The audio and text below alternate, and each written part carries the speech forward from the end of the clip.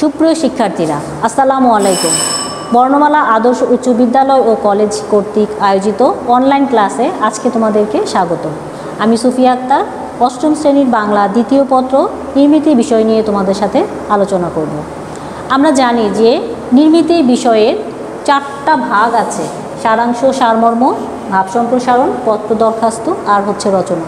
তোমরা ইতিমধ্যে 2টা পরীক্ষা দিয়েছো, তোমরা অবশ্যই জানো যে তোমাদের মার্কস ডিস্ট্রিবিউশনটা কীরকম হতে পারে।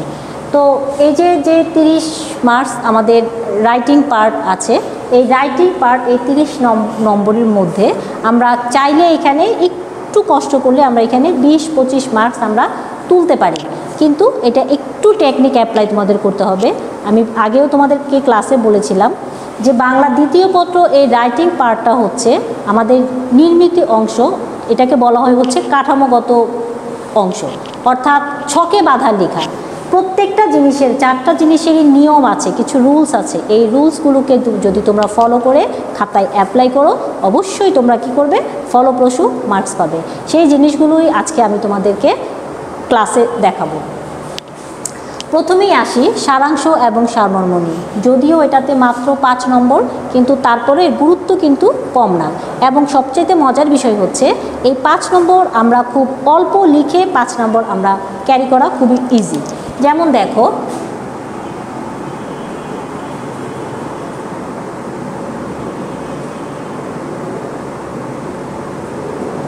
সারাংশ, প্রত্যেকটা জিনিস আমি বলেছি যে এগুলো লেখার প্রত্যেকটা জিনিসের একটা নিয়ম আছে। সারাংশ যখন তুমি খাতায় অ্যাপ্লাই করবে তখন ঠিক সারাংশ, অথবা কেউ যদি সারমর্ম দিতে চাও, এখানে সারমর্ম কথাটা লিখে তুমি খাতায় অ্যাপ্লাই করবে ঠিক এই জায়গা থেকে।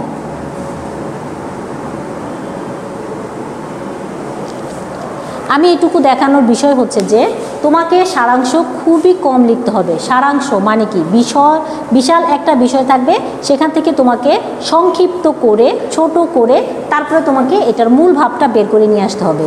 তোমাকে মনে রাখতে হবে যে তুমি 5 নম্বরের জন্য এখানে যে পেজ ভরে তুমি লিখবে, এই কাজটা যেন কখনোই তোমার দ্বারা না হয়। 5 নম্বরের জন্য তুমি সারাংশকে তোমাকে লিখতে হবে 3 থেকে 4টা বাক্য, হাইস্ট তুমি 3 থেকে 4টা বাক্য লিখে এটার উত্তরটা তুমি কমপ্লিট করবে। এই গেল হচ্ছে তোমার সারাংশ সারমর্মের বিষয়। এরপরে আসো হচ্ছে ভাব সম্প্রসারণের বিষয়। আমরা অনেকে মনে করি কি মার্কস লিস্ট দেখে তারপরে হচ্ছে আমরা খাতায় অ্যাপ্লাই করি, কিন্তু এখানে 5 নম্বরের জন্য কম লিখলেই আমাদের হবে। কোনো অবস্থাতেই কিন্তু তোমরা এটা পেজ ভরে লিখবে না। এরপরে আসো ভাব সম্প্রসারণ।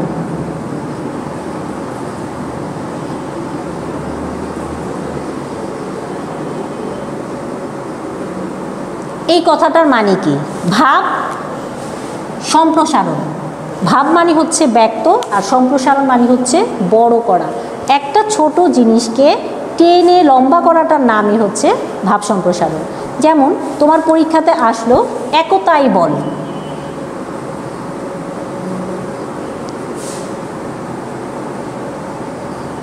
এটা হচ্ছে তোমার ভাব সম্প্রসারণের টপিকস।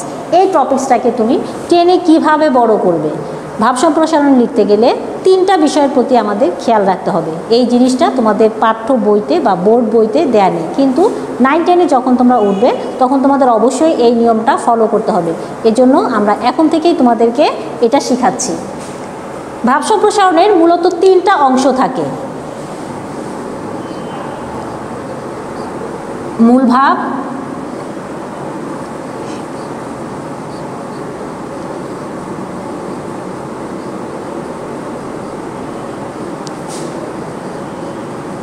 সম্প্রসারিত ভাব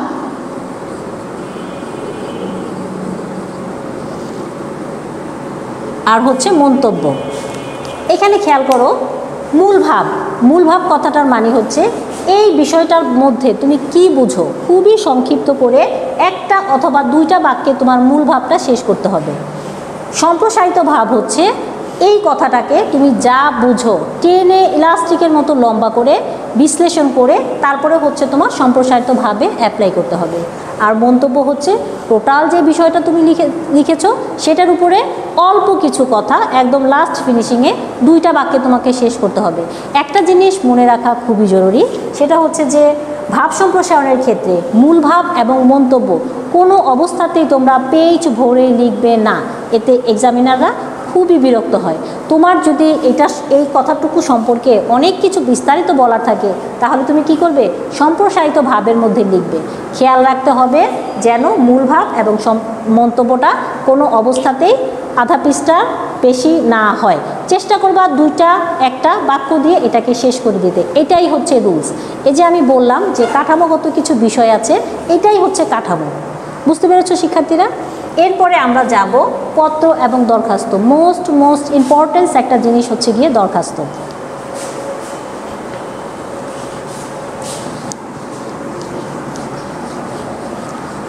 আমরা সাধারণত দেখি যে শিক্ষার্থীরা একটা দরখাস্ত নিয়ে যখন প্রিন্সিপাল স্যারের কাছে বা অধ্যক্ষ মহোদয় স্যারের কাছে উপস্থিত হয় তখন অনেকেই দরখাস্তটা লিখতে ভুল করে। দরখাস্তটা সঠিক নিয়ম তোমরা অনেকেই অ্যাপ্লাই করতে পারো না। আমি যতবার ক্লাসে তোমাদেরকে করিয়েছি দরখাস্ত নিয়ম আমি বোর্ডে লিখে অ্যাপ্লাই করেছি, আবারও তোমাদেরকে দেখাচ্ছি। সাপোজ ধরো এটা হচ্ছে আমার একটা পেজ, এটা হচ্ছে আমার খাতার একটা পেজ, এইটুকু হচ্ছে তুমি ভাঙবে অথবা মার্জিং করবে। এই যে জিনিসটা ভাঙা কেন জরুরি জানো তো তোমরা? তুমি যখন অধ্যক্ষ মহোদয়ের কাছে এটা নিয়ে যাবে, স্যার যখন এটা দেখবেন এবং সেখানে যখন সিল করে দিবেন বা সিগনেচার করে দিবেন তখন স্যার কিন্তু এই বাড়তি জায়গাটার মধ্যে সিল করবেন। কারণ তুমি যে দরখাস্তটা লিখেছো স্যার কিন্তু ওটার উপরে বা ওটার সাইডে সাইন করবে না, করবে কিন্তু এইখানে। এই জন্য এই জায়গাটা ভাঙা অত্যন্ত জরুরি। এটা হচ্ছে দরখাস্ত লেখার একটা সঠিক নিয়ম। আবার দরখাস্ত লেখার সময় তোমাকে 5টা জিনিস অবশ্যই ফলো করতে হবে। 5টা দরখাস্তর মধ্যে 5টা রুলস আছে, 5টা অংশ আছে, এই অংশটা তোমাকে ফলো করতে হবে। যেমন দেখো,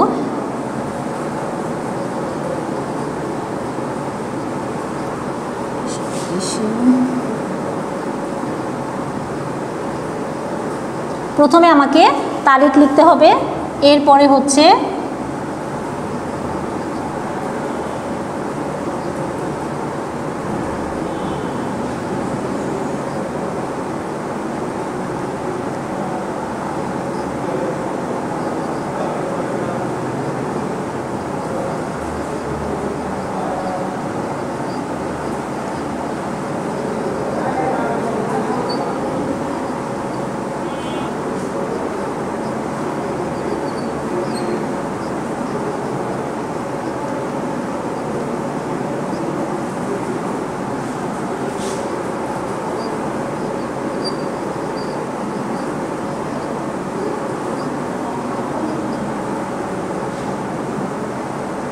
এটা হচ্ছে তোমার দরখাস্তর একটা পোর্শন।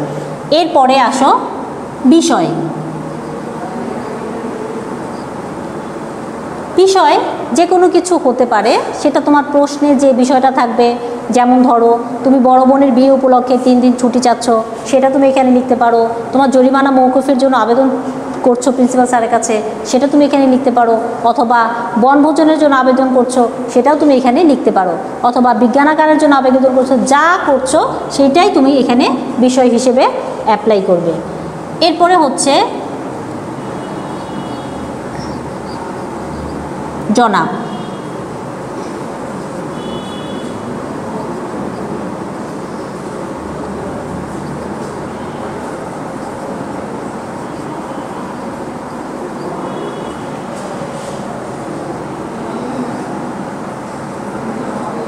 পাঁচটা অংশ আমি এখানে ভাগ করে দেখালাম।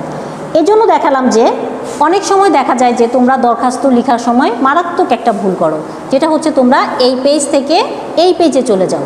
দরখাস্ত কখনো পৃষ্ঠার এই পাতা থেকে উল্টিয়ে ওই পাতায় যেতে পারে না, তাহলে কিন্তু তোমার দরখাস্তটা পুরোটাই কেটে যাবে। তোমাকে দরখাস্ত অ্যাপ্লাই করতে হবে এইরকম পেজে, সমান করে এরকম পেজে তোমাকে অ্যাপ্লাই করতে হবে, যেন দরখাস্তটা খাতাটা খুললেই যেন একসাথে চোখে পড়ে। বুঝতে পেরেছো শিক্ষার্থীরা? কোনো সময় দরখাস্ত ছোটও হয় আবার বড়ও হয়, তারপরেও তোমরা চেষ্টা করবে খাতায় যখন অ্যাপ্লাই করো তখন 2 পেজ ব্যবহার করার জন্য। 2 পেজ ব্যবহার করে এই যে ভাগগুলো তোমাদেরকে দেখালাম, এটা লিখে একটু ফাঁকা দিবে, তারপর আরেকটা অংশ লিখবে, এটা লিখে আরেকটু ফাঁকা দিয়ে আরেকটা অংশ লিখবে, তারপরে একটু ফাঁকা দিয়ে অতএবের কথাটা লিখবে, তারপরে একটু ফাঁকা দিয়ে নিবেদক দিয়ে তোমার নাম দিবে। এটা হচ্ছে দরখাস্ত খুবই গুরুত্বপূর্ণ একটি বিষয়। তাহলে আজকে আমরা জানলাম যে কিভাবে সঠিক নিয়মে দরখাস্ত লিখতে হয়। আমি আশা করব আজকের ক্লাস দেখার পর থেকে তোমাদের কারো এই দরখাস্ত লেখার নিয়মে অন্তত ভুল হবে না। এরপরে আসো পত্র। পত্রও কিন্তু কম গুরুত্বপূর্ণ নয়, দরখাস্তর মতো পত্র হচ্ছে খুবই গুরুত্বপূর্ণ একটা বিষয়। পত্রতেও কিছু বিষয় থাকে যেটার একটা জিনিস ভুল হলে তোমার সেই পত্রটা কিন্তু যাবে না। ধরো তোমার চাচা বা তোমার মামা দেশের বাইরে থাকে, সেখানে তুমি যদি সঠিক নিয়ম অ্যাপ্লাই না করে দরপত্র তাকে চিঠি দাও, তাহলে কি হবে? সেই চিঠিটা কিন্তু তোমার কাছে ফেরত চলে আসবে, তার কাছ পর্যন্ত যাবে না।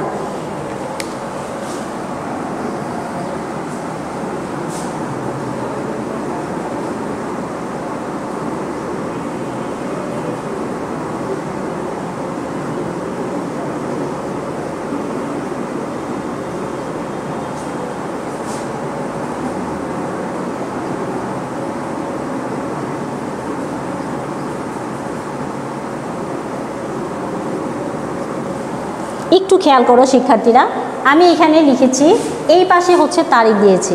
দরখাস্ত আর পত্র লেখার ক্ষেত্রে একটু ব্যতিক্রম আছে। দরখাস্তটা হচ্ছে তোমার সব এক বরাবর লিখতে হয়, আর পত্রটা হচ্ছে কিছু নিয়ম মেনটেন করতে হয়। এখানে হচ্ছে তোমার তারিখ আর অ্যাড্রেসটা থাকবে, আর দেখো তার বরাবর কিন্তু আমি এই জিনিসটা লিখিনি। এই জিনিসটা লিখতে গেলে তোমাকে একটু নিচে থেকে তারপরে লিখতে হবে। এটা একটু খেয়াল করবে যে এইটার সমান যেন তোমার সম্বোধনটা না হয়। পত্রের এই অংশটাকে বলা হয় হচ্ছে সম্বোধন। এখানে সম্বোধনটা আবার যে কোনো কিছু দিলেই কিন্তু হবে না। তুমি যখন বাবার কাছে পত্র লিখবে তখন একরকম সম্বোধন হবে, যখন তোমার বন্ধুর কাছে পত্র লিখবে তখন আরেক রকম সম্বোধন হবে, আবার যখন তুমি তোমার ভাইয়ের কাছে বা বোনের কাছে পত্র লিখবে তখন তোমার সম্বোধনটা কিন্তু অন্যরকম হবে। এজন্য এই সম্বোধনটা পত্রের জন্য খুবই গুরুত্বপূর্ণ। এখানে দেখো আমি অল্প একটু লিখে দাঁড়িয়ে দিয়েছি, তার মানে হচ্ছে তুমি পত্র লেখার সময় খেয়াল করবে এই জিনিসটুকু প্রথম প্যারাটার মধ্যে শুধু কুশল বিনিময় করার জন্য। কুশল বিনিময় বলতে আমরা বুঝি যে যদি তুমি বন্ধুকে লিখেছো কেমন আছো তুমি, অনেকদিন তোমার পত্র খবর পাই না, তোমার বাবা মা কেমন আছে, বাসার সবাই ভালো আছে কিনা, জাস্ট এইটুকুর মধ্যে প্যারাটার মধ্যে তুমি শুধু কুশল বিনিময় করবে। তারপরে যে অংশটা লিখবে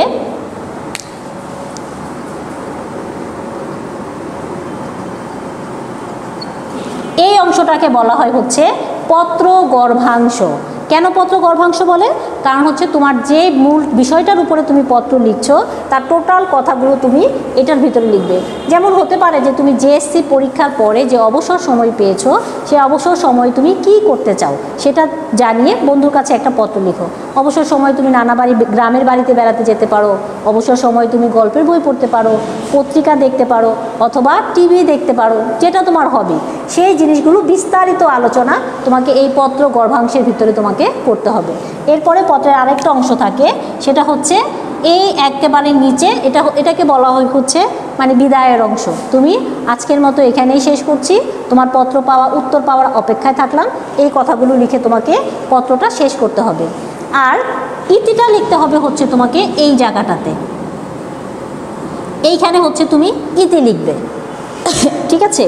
ইতি লিখতে হবে এই জায়গাটাতে। এই জিনিসটা খুবই গুরুত্বপূর্ণ, এটা অবশ্যই খেয়াল করতে হবে। পত্রে আরও একটা গুরুত্বপূর্ণ বিষয় হচ্ছে, সেটা হচ্ছে গিয়ে তোমার খাম। যদি তুমি সঠিক নিয়মে খামটা না লিখো তাহলে কিন্তু তোমার পত্র তোমার কাছেই ফেরত আসবে, তোমার পত্র লেখাও হবে না এবং কি করা যাবে না, এবং তুমি সঠিক নিয়মটাও শিখতে পারলে না। পরীক্ষায় অ্যাপ্লাই করার সময় আমরা অনেকেই দেখি কি করি, শুধু পত্রটা লিখে শেষ করে দেই, আর কিছু লিখি না। কিন্তু পত্রটা যে লিখেছো এখন এটা যাবে কিভাবে? তুমি যদি অ্যাড্রেসিং না করো তাহলে পত্রটা কিভাবে যাবে, কার মাধ্যমে যাবে? এই জন্য তোমার এই জিনিসটা পত্রের হচ্ছে সবচাইতে গুরুত্বপূর্ণ একটা বিষয়। এটা হচ্ছে খাম, এখানে থাকবে ডাক টিকিট, এখানে হচ্ছে প্রেরক, আর এখানে হচ্ছে গিয়ে প্রাপক। প্রেরক হচ্ছে গিয়ে এখানে তোমার নাম লিখবে, আর এখানে হচ্ছে তোমার অ্যাড্রেস লিখবে।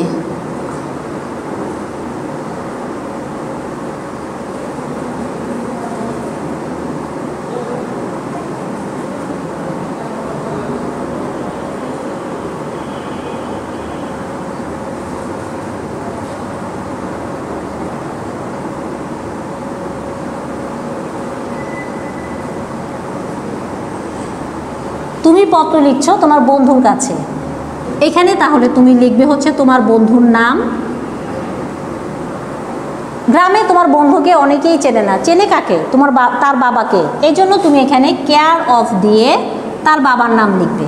CO দিয়ে কেয়ার অফ বুঝায় বা প্রযত্নে বুঝায়, এটা দিয়ে তুমি তার বাবার নাম অ্যাড্রেসিং করছো। এরপরে লিখবে তুমি গ্রাম, থানা, পোস্ট আর হচ্ছে জেলা। যদি তুমি ঢাকার মধ্যে কোথাও দাও তাহলে তোমাকে কি করতে হবে? ঢাকার মধ্যে দিলে এখানে তুমি যেরকম করে অ্যাড্রেসিং করেছো ঠিক এরকম করে অ্যাড্রেসিং সেই জায়গার নাম লিখতে হবে।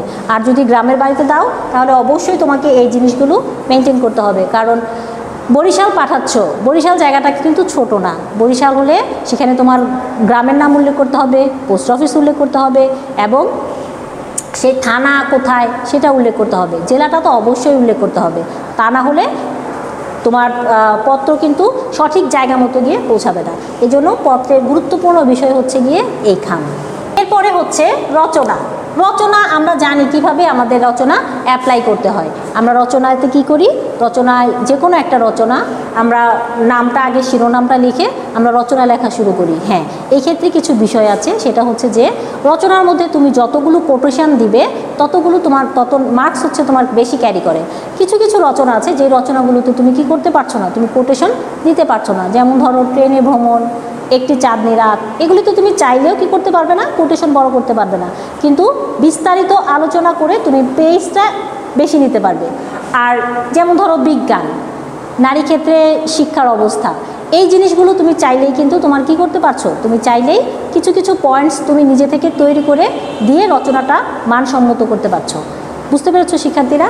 সবগুলো লেখাই কিন্তু তোমাকে অবশ্যই, আমি বললাম যে কাঠামোগত লেখা, ভিতরের লেখা যদি তোমার কিছু মনেও না আসে, অনেক সময় দেখা যায় সারাংশ, সারমর্ম এগুলো আমাদের কমন পড়ে না, সেজন্য কি আমরা হতাশ হয়ে ফিরে আসবো? আমরা কি দরখাস্ত অ্যাপ্লাই না করে চলে আসবো পরীক্ষার হল থেকে? কখনো আমরা এই কাজ করব না। আমরা যদি দেখি যে আমাদের কমন পড়েনি তাহলে আমাদের কি করতে হবে?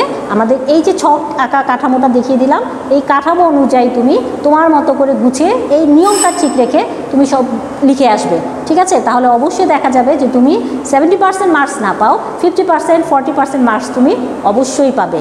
বুঝতে পেরেছো শিক্ষার্থীরা? আজকের ক্লাসে আমি এখানেই তোমাদেরকে বিদায় জানাচ্ছি। এই করোনা সংকটের সময় তোমরা বাসায় থাকো, সবাই সুস্থ থাকো এবং ভালো মতো পড়াশোনা করো। ধন্যবাদ সবাইকে।